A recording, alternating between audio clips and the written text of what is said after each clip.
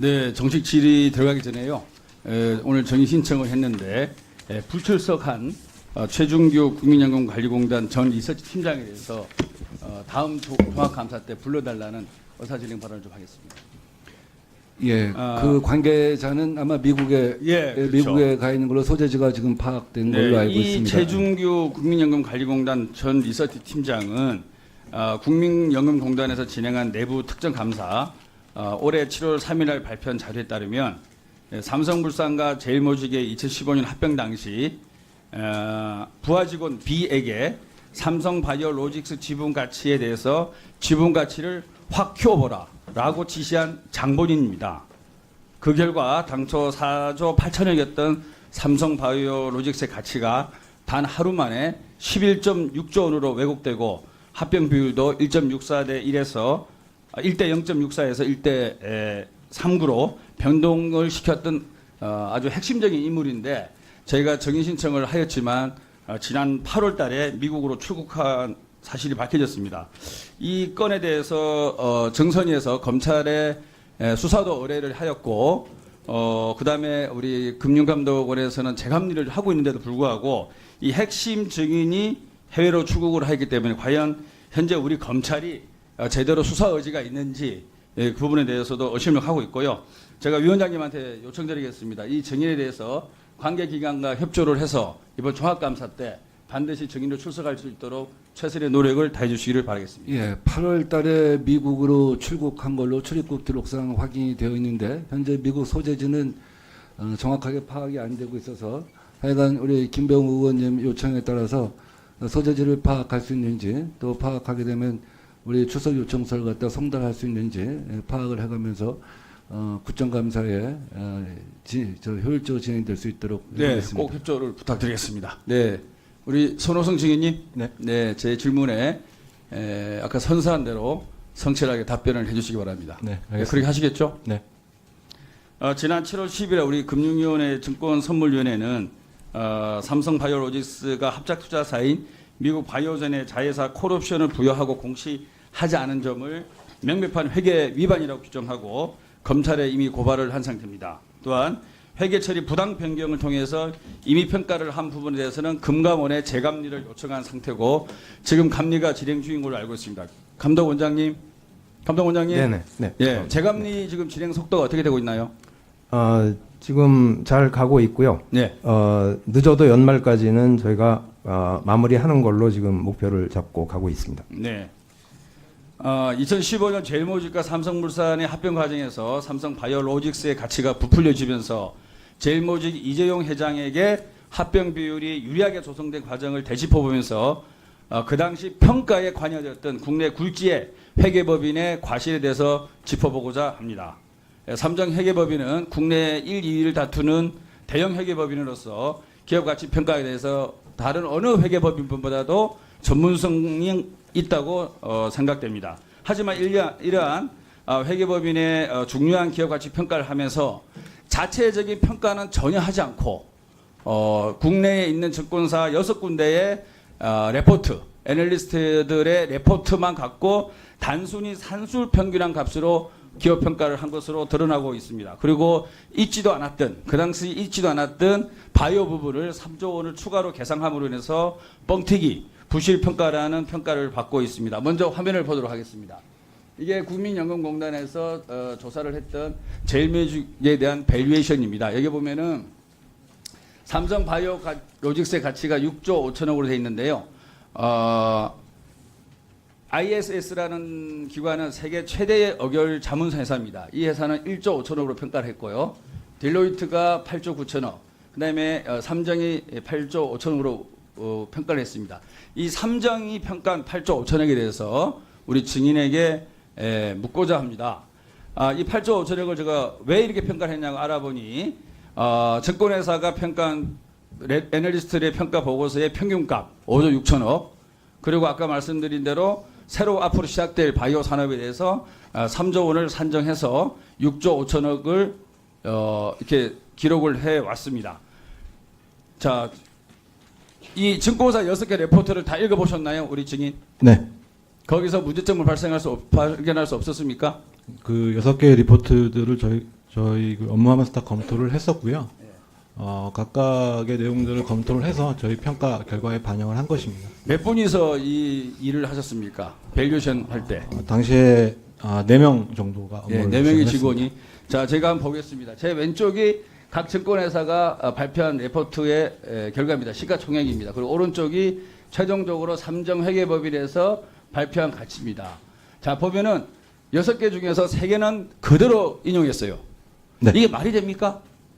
어떻게 기업의 미래 가치를 평가함에 있어서 삼정회계법인이 증권사가 발표한 레포트에 보고한 기업 가치 미래, 지금도 아닌 미래의 기업 가치에 대해서 이론의 차이도 없이 똑같이 평가한다는 게 말이 됩니까? 자, 두 번째, 증권사의 보고서를 인용하더라도 인용한 것도 제각각이에요. 어떤 회사는 단순하게 20%를 할인해야 되는데 할인도 하지 않았던 부분도 있고, 또 현재 가치에 대해서 고려도 하지 않은 부분도 있고, 이런 등등의 여러 가지 조항이 있습니다. 제가 이게 보니까 정말 삼정회계법인이 수수료 얼마 받았죠? 수수료까지 말씀을 드려야 됩니다. 상당한 수수료를 받은 걸로 알고 있는데 이렇게 일하려면 수수료 받을 필요가 없는 거죠. 증권사 레포트를 그대로 인용하고 6개 중에서 3군데는 그대로 인용하고 3군데는 또 인용도 제대로 못했어요. 가격도 제 기준 없이 어느 거를 증가하고 어떤 거는 축소하고 이런 식으로 인용을 했습니다. 자, 두 번째는 이 삼정이 가치평가에 활용한 6개 증권사 모두가 이 바이오젠과 맺은 콜옵션에 대해서 전혀 또 반영을 하지 않았습니다. 콜옵션 약정이 있는 거 아시죠? 예, 바이오 에피스가 에피스 지분의 50%를 바이오젠에게 넘겨야 하는 콜옵션이 있습니다. 그러면 당연히 바이오 에피스의 모회사인 바이오로직스의 지분 가치는 떨어지는 거죠. 콜옵션이 행사되면. 그런데 그런 것들을 왜 전혀 반영하지 않았습니까? 그 말씀 주신 내용에 대해서 답변을 해도 되겠습니까? 예. 그 질문 주신 대로 저희가 그 제일모직과 삼성물산 간의 합병과 관련해서 그 제일모직과 삼성물산 각각에 대해서 평가를 해서 합병 비율을 검토를 했습니다. 그 맨 처음에 표에서 보여주셨다시피 두 회사 모두 여러 개의 사업부를 가지고 있었고 보유 자산도 굉장히 다양했습니다. 그래서 각각에 대해서 저희가 평가 방법을 각각 검토를 했었고요. 지금 뭐 문제시 하시고 계시는 바이오로직스 바이오 사업과 관련해서는 저희가 다른 사업 부분은 전반적으로 저희가 검토를 해서 뭐 수익가치 접근법에 의한 평가를 다 수행을 했었고요. 이 바이오 사업 부분에 대해서는 어떻게 평가할지를 저희가 검토를 하다가 실제 그 사업의 어떤 불확실성이 있지만 포텐셜이 크다는 점 감안해서 그리고 가장 최근까지 그 애널리스트들이 분석했던 결과들이 있어서 그 부분을 인용하기로 업무 중에 결정을 했고 그래서 보고서 발행일로부터 약 1개월 이내에 발행된 애널리스트 리포트를 전체를 다 인용하는 것으로 결정을 했습니다. 그리고 중간에 말씀하셨던 6개 리포트 중에서 3개는 틀렸다라고 이제 그 지적을 하셨는데요. 뭐 20% 할인 부분은 그 저희가 잠깐만요. 시간 좀 멈춰주세요. 지금 이 이슈가 굉장히 방대한 이슈예요. 그래서 네. 7분 내에 다루기가 굉장히 어려운데 좀 더 하여간 압축적으로 설명을 해주십시오. 길게 설명해 주시면 이 문제에 대해서 결론이 나기가 좀 어렵습니다. 네. 예, 알겠습니다. 그 할인 미반영 여부는 저희는 이미 바이오 사업 부분을 영업의 가치로 봤기 때문에 비영업 자산처럼 할인을 하지 않았던 것이고요. 그 장부 가치를 고려하지 않은 부분도 저희 평가의 일관성을 위해서 그 장부 가치를 고려하지 않은 것이고 현재 가치로 할인하지 않은 부분에 대해서는 그 해당 증권사의 리포트 자체가 추정 이익 대비 일정 배수를 그대로 적용하는 문제가 있어서 저희가 할인하지 않은 2020년의 가치를 그대로 쓴 것입니다. 기업가 불확실성에 대한 조치가 바로 할인입니다. 네. 예, 지금 미래가 A라는 기업의 미래 가치를 평가하면서 할인을 하지 않는다는 것은 기업 분석에 있어서 A, B, C 중에 A가 없는 거죠. 그렇게 말씀드리고 싶고요. 두 번째, 콜옵션 부분에 대해서 왜 전혀 반영을 하지 않느냐고 질문했는데 답변 안 하십니까? 예. 답변이 길다고 말씀하셨어요. 예. 콜옵션 부분은 제가 아까 좀 전에 말씀드렸다시피 그 바이오 부분을 평가하는 방법으로서 애널리스트들의 그러니까 최근 1개월에 애널리스트 리포트들을 평균하는 방식으로 사용을 했기 때문에 그 실제로 그 애널리스트 리포트가 발행된 시점은 이미 그 저희 바이오로직스 감사 보고서 상에 주석으로 그 바이오젠의 콜옵션 보유 사실 자체가 공시되어 있던 시점이었습니다. 그래서 애널리스트들이 이미 그 부분을 감안을 해서 평가에 반영한 것으로 보고 저희가 별도로 추가로 고려하지 않았습니다. 그게 지금 그 설득력이 있다고 생각하십니까?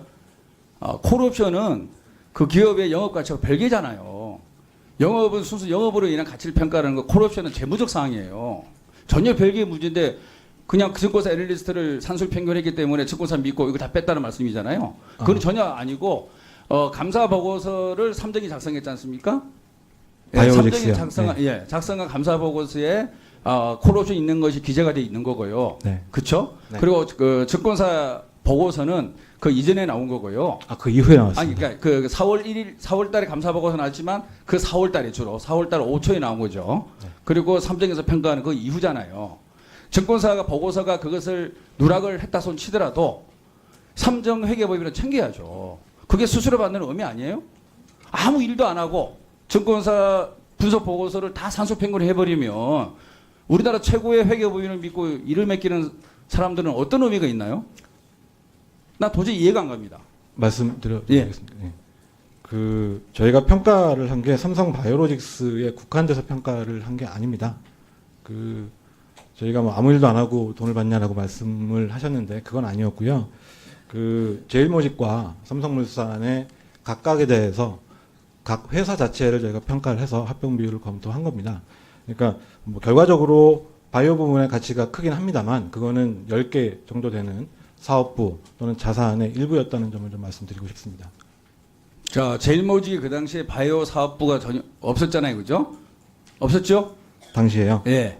당시 그 사업 시행을 조직에도 없는 사업 부분인데 미래 가치를 3조 원이나 반영을 했습니다. 그리고 그건 아무런 근거가 없고요. 우리나라에서 가장 바이오의 선두 업체인 셀트리오, 그 다음에 스위스의 업체에 가장 높은 펄을 적용을 해서 미래의 가치를 평가를 했어요. 그게 분석상 그게 맞다고 생각합니까? 아직 그 제일모직은 바이오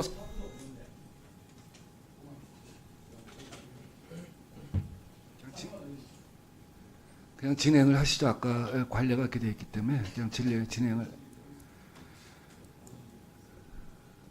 재보충 질의까지 빼시겠다 이 얘기죠. 이 문제는 국민적 관심이 좀 큰 이슈이기 때문에 마무리하도록 해드리겠습니다. 3분 더 드리겠습니다. 제일모직의 바이오 사업부도 없고요. 셀트리온은 상당히 오래된 바이오 회사고 스위스 로잔도 마찬가지입니다. 어제 그런 회사와 같은 펄을 적용하냐고요. 펄하는 게 아시잖아요, 그죠? 저는 그러면 안 된다고 보거든요. 그렇게 적용하지 않았습니다. 예, 제가 본 분석 보고서는 그렇게 되어 있고요. 자, 그러고 나서 합병이 끝나고 나서 3개월 뒤에 그러니까 2015년 8월 말에 안진회계법인은 또 어떻게 평가를 하냐면은 삼성물산 합병 회계 처리 보고서에 3조 5천억으로 이전에는 8조 5천억이었는데 3조 5천억으로 또 이 회사를 평가를 해요. 다시 말해서 3개월 만에 회사 가치가 3조원이 떨어진 거죠. 그럼 뭡니까? 이전에 삼정이 평가했던 기업 가치가 뻥튀기였고 부풀렸다는 것을 안진에서 인정하는 거 아니겠어요? 어떻게 생각하십니까? 왜 삼정은 3개월 만에 삼정이 8조로 평가한 금액을 왜 안진은 3조로 평가했을까요? 그 이후에 안진이 평가한 전체 그 세부적인 목적, 그다음에 그 뭐 방법론, 결과에 대해서는 제가 알지 못하기 때문에 뭐 제가 답변 드릴 수 있을 사항은 아닌 것 같습니다. 그래도 입장이 있을 거 아니에요. 뭐 다만 뭐 3개월 만에 기업 가치가 이렇게 바뀐다는 것에 대해서 삼정으로서는 화가 나는 거잖아요. 왜 우리가 평가한 8조를 안진은 3조로 평가했을까? 얘기해 보세요. 뭐 저희만 8조로 평가했던 건 아니고요. 아까 처음에 보여주셨던 표에도 안진도 비슷한 금액으로 평가됐던 걸로 되어 있는데 오히려 저희보다는 그 3개월 후에 평가했던 쪽에서 훨씬 더 곤혹스러웠을 거라고 저는 생각을 하고요. 다만 그 이게 이제 구성이 그 말씀하셨던 3조 뭐 5조로 평가됐던 게 바이오 에피스의 가치냐, 바이오 로직스의 가치냐, 아니면 두 개를 합산한 거냐 거기에 따라서 좀 달라질 것 같습니다. 제가 그 구체적인 결과 그 내용을 정확히 몰라서 그 뭐라고 말씀드리긴 좀 어려울 것 같습니다. 저는 이것을 분석을 하면서 정말 우리 회계법인이 앞으로 많은 M&A 과정이나 컨설팅 과정에서나 이런 게 일이 많이 진행되리라 보는데요.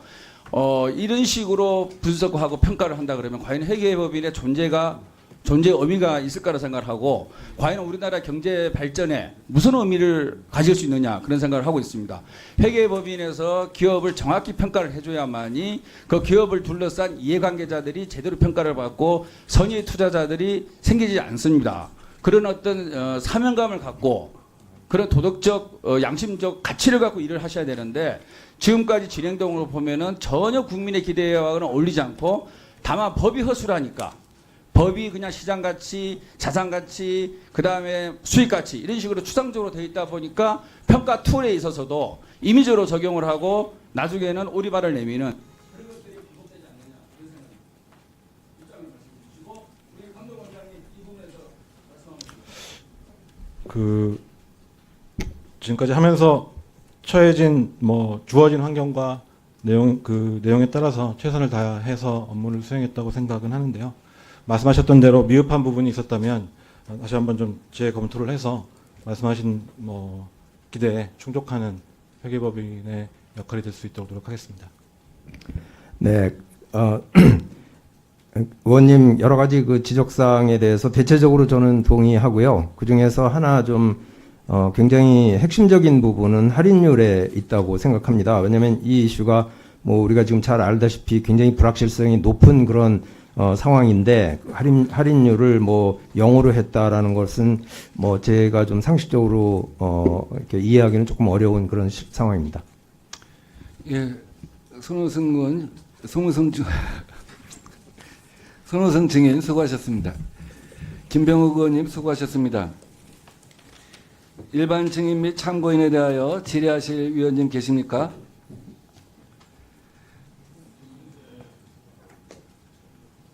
예, 유동수 의원님 어느 증인? 예? 누구요? 예, 손호승 증인 다시 발언대로 나와주시기 바랍니다. 몇 분 쓰시겠습니까? 3분 정도 쓰겠습니다. 3분, 예.